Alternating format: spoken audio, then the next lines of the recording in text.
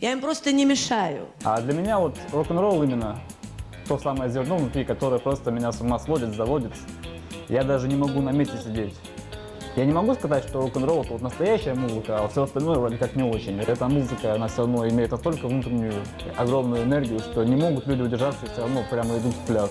Рок-н-ролл появился из блюза, а блюз – это сплошная импровизация. Красноярским музыкантам не чужда эта манера исполнения, поэтому в краевых концертных залах и кафе вечерами напролет играет музыка группы «Браво» и Жанны Агузаровой. Танцы мы нашли друг друга, нам с тобой повезло. Шуба-дуба, шуба-дуба, тумба-румба, кукарача, голубое серебро. Шуба-дуба, шуба-дуба, от Москвы до Ленинграда и обратно до Москвы.